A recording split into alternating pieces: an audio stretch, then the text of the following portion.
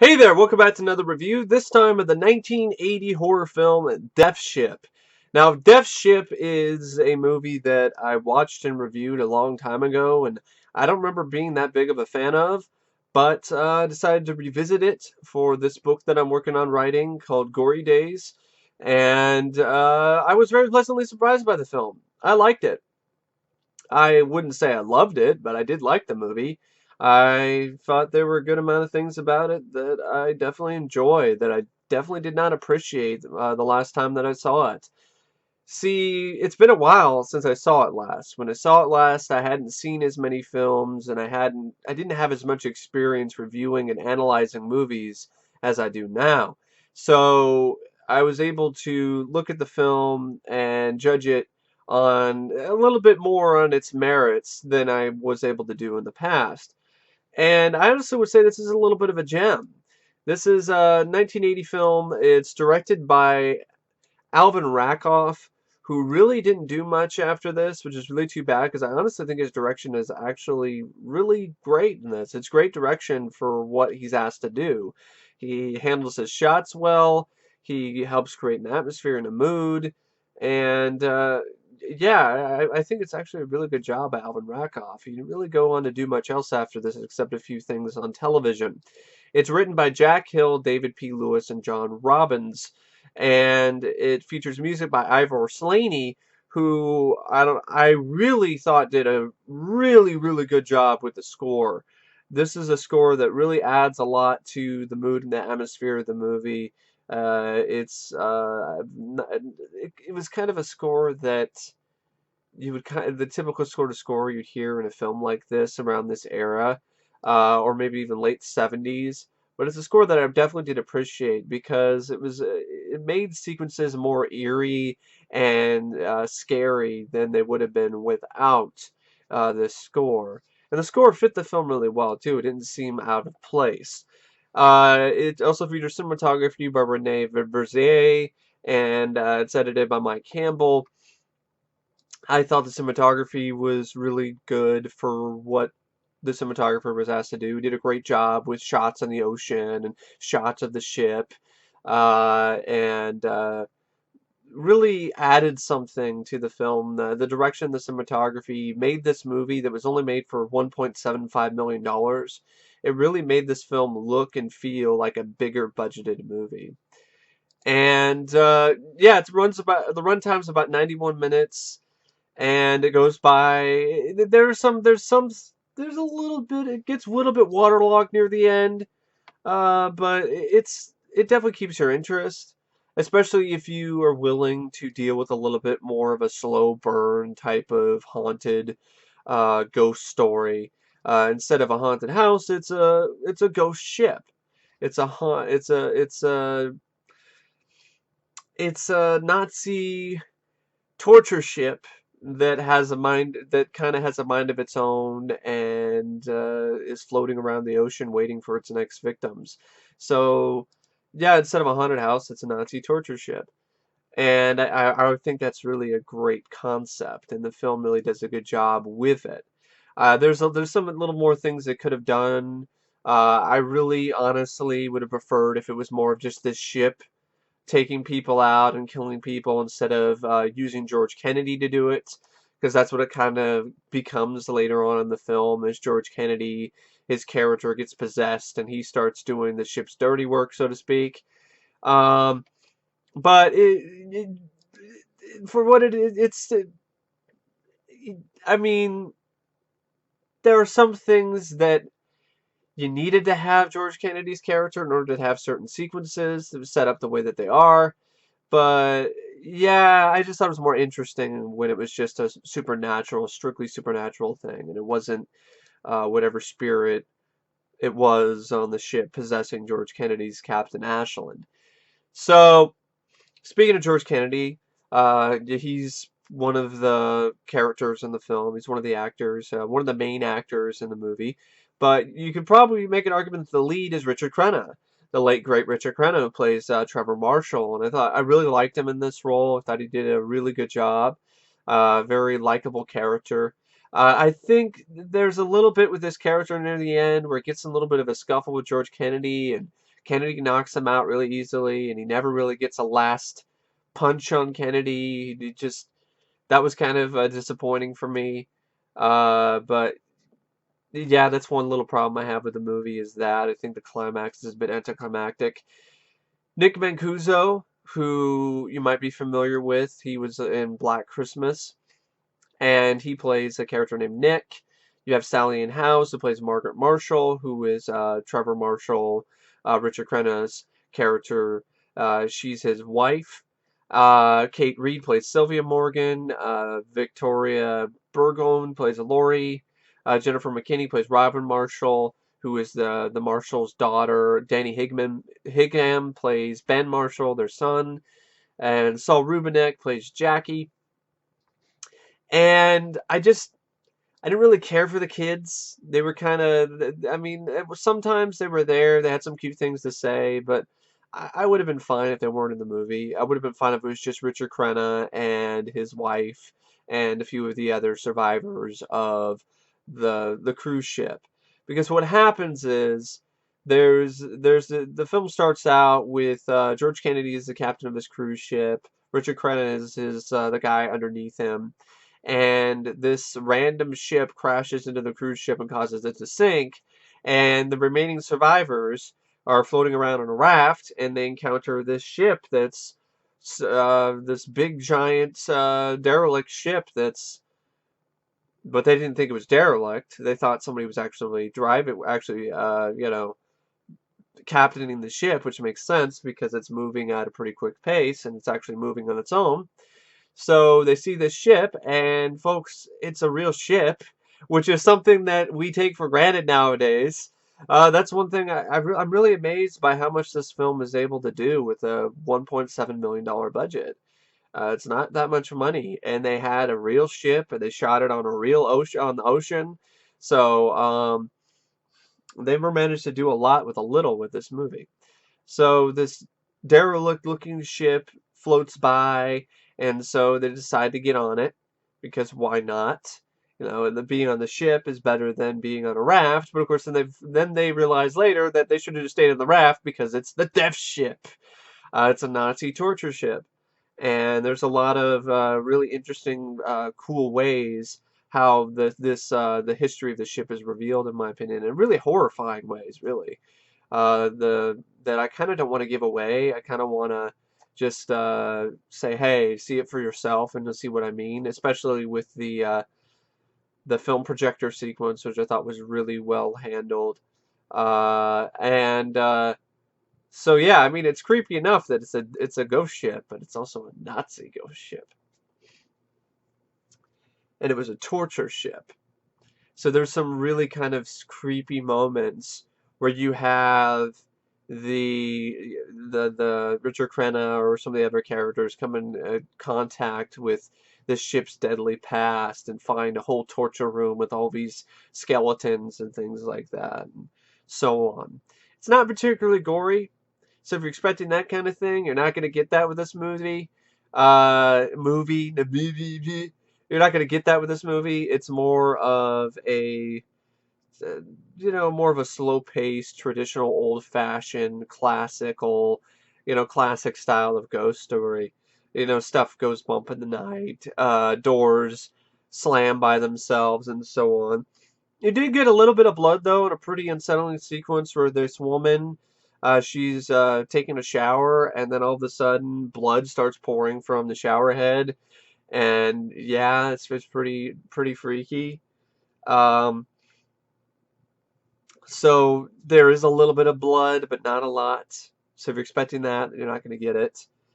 And like I said, I felt it was a little bit waterlogged near the end because it just kind of got a little bit kind of confusing and kind of like, how is this ship doing all of this by itself? Is it haunted? Is it cursed? What is it? What's going on here? George Kennedy's character, I guess he's possessed by one of these Nazi captains who used to captain this ship, apparently. And then it kind of it devolves into just sort of a traditional sort of climax. It's a really kind of boring climax where George Kennedy grabs Richard Crenna's wife, and hides her somewhere, but it doesn't lead to anything because he just ends up falling and getting caught. I guess he gets pissed off with the ship and starts shooting it, and then he falls into some gears and gets crunched.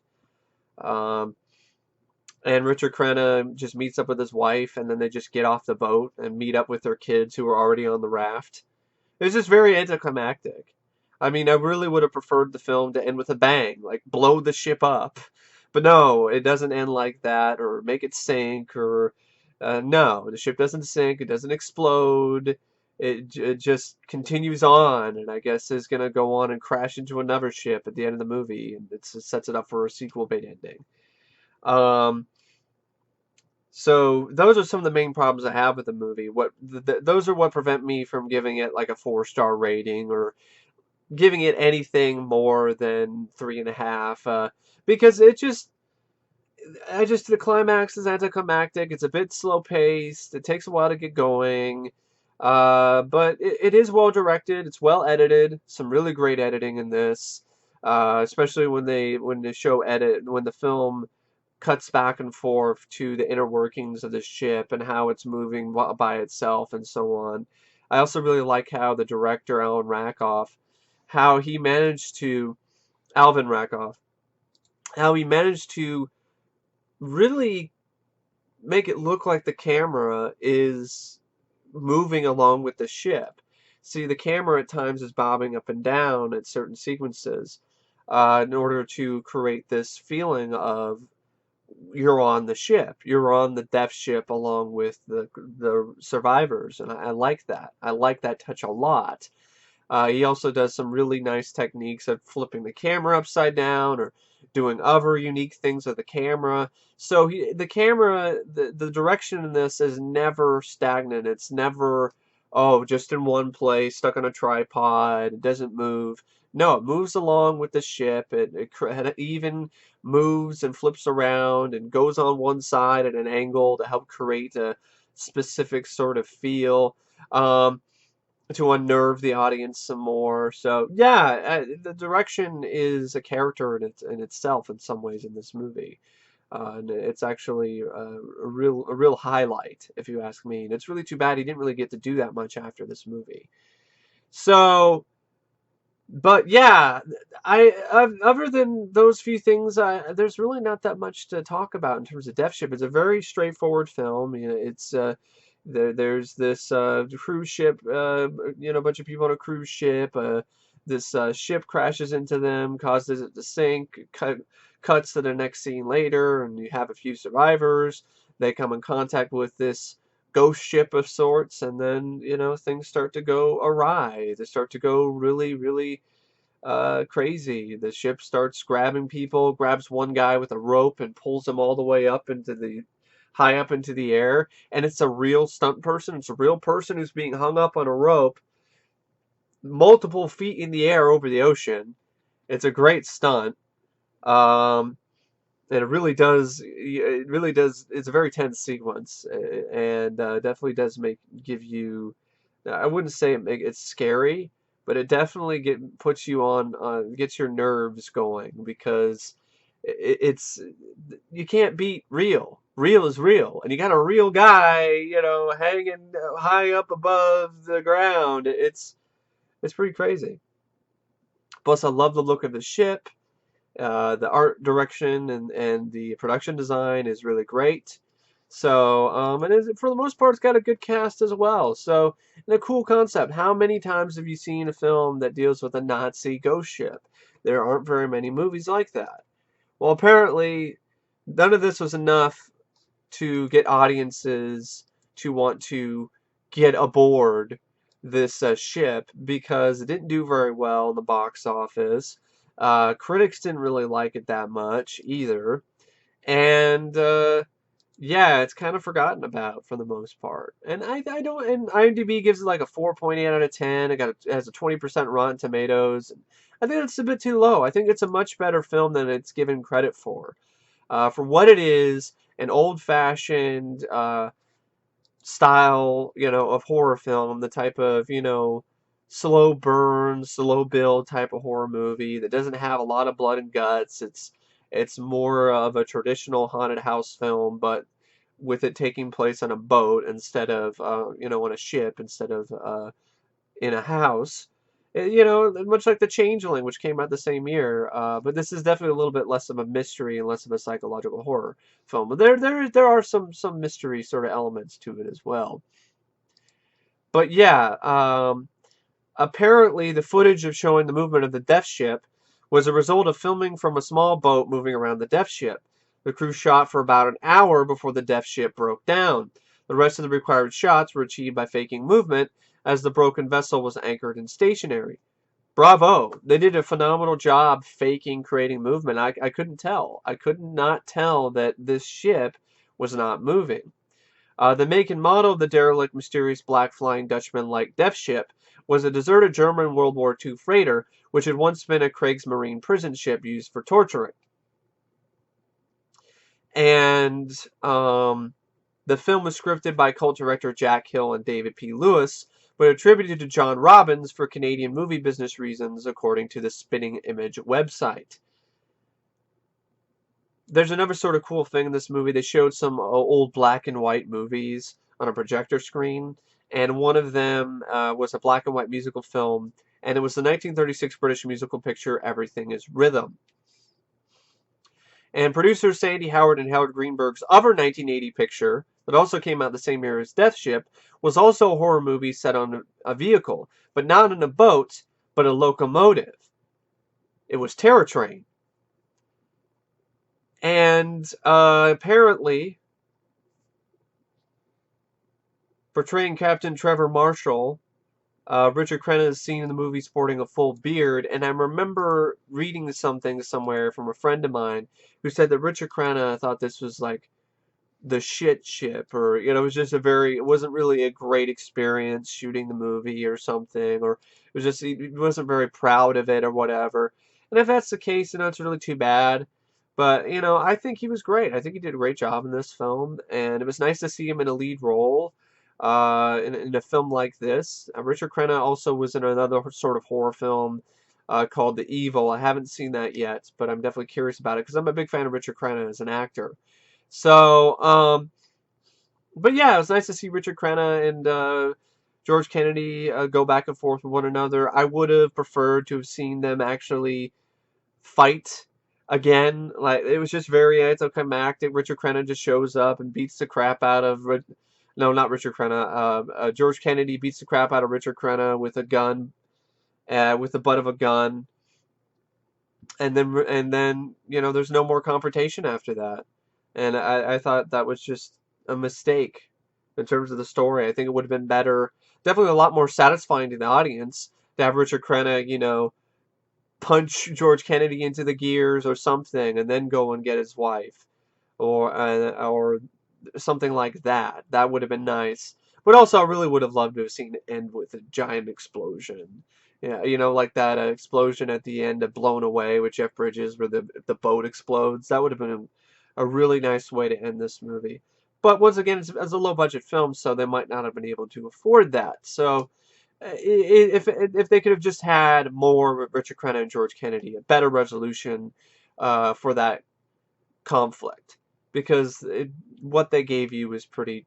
I honestly think was pretty shitty.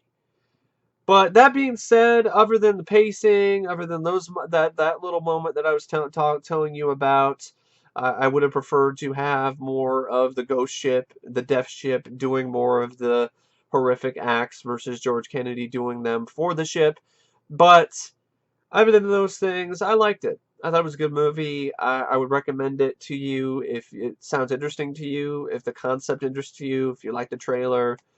Give it a watch. It's on YouTube and really great quality, HD quality. So I'll probably put a link down below in the video description if for you to check the movie out for yourself.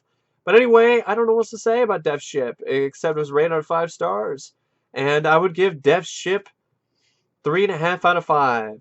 An above average, a little bit underrated a movie that I don't think deserves to be sunk.